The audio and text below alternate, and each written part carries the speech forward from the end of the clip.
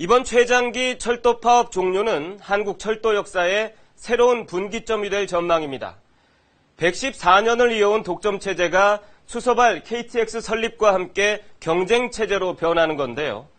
철도 경쟁 체제 도입은 또 정부가 구상하는 공공기관 개혁의 출발점이란 점에서 앞으로 다른 공공기관 개혁에도 속도가 붙을 것으로 예상됩니다. 먼저 수서발 KTX 출범이 가져올 철도 사업의 변화를 임주영 기자가 취재했습니다. 정부는 복수 운영사들의 경쟁이 철도 서비스의 질을 높일 것으로 보고 있습니다.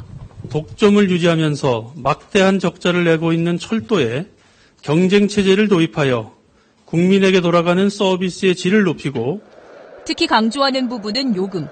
수서발 KTX 주식회사는 기존 KTX 열차보다 10% 저렴한 운임을 받겠다는 겁니다.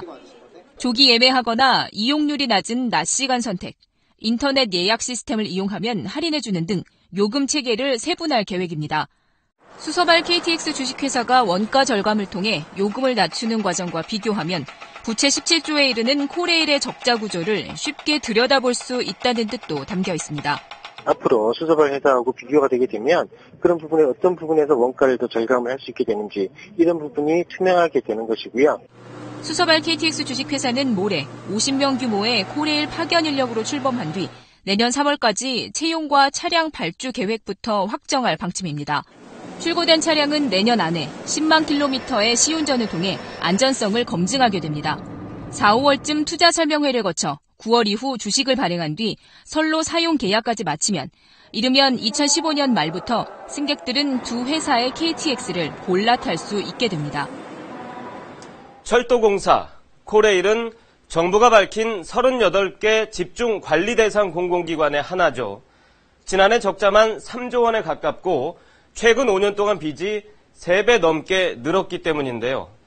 철도공사를 비롯해 빚이 많은 18개 기관의 부채가 412조 원으로 전체 공공기관 부채의 84%나 됩니다. 여기에 과도한 복지 등 방만 경영 문제가 제기된 20개 공공기관도 역시 집중 관리 대상에 포함됐는데요. 문제는 공공기관 개혁을 지난 2007년 이후에만 9차례나 시도했지만 번번이 실패했다는 것입니다. 이번이 10번째인데 뭐가 다른 걸까요?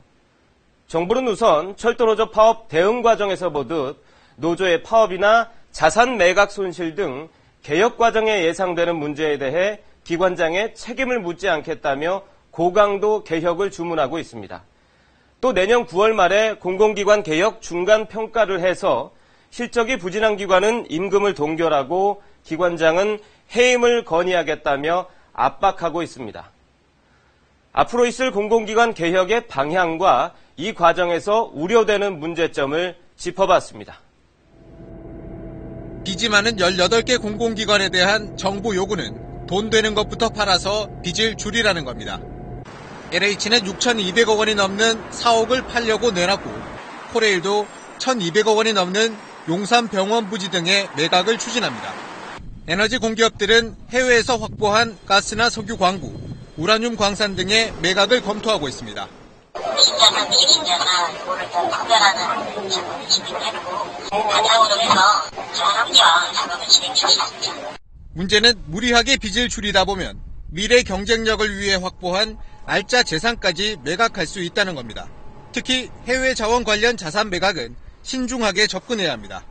자원 가격이 저점인데 섣불리 매각했다가 나중에 가격이 오르면 누가 책임을 질지 또 다른 부실 경영의 사례가 될까 우려스럽습니다. 공공기관 부채 축소 노력이 공공요금 인상으로 이어져 국민 부담이 커질 수 있다는 점도 고려해야 합니다. 공공기관들은 내일 정부가 공개할 예정인 정상화 계획 지침에 맞춰 다음 달 말까지 세부적인 개혁 방안을 마련해 제출해야 합니다. 여기에는 경쟁체제 도입과 사업 구조조정, 그리고 복지 축소 등 가능한 모든 방안을 담아야 한다는 게 정부 주문입니다. KBS 뉴스 정정훈입니다.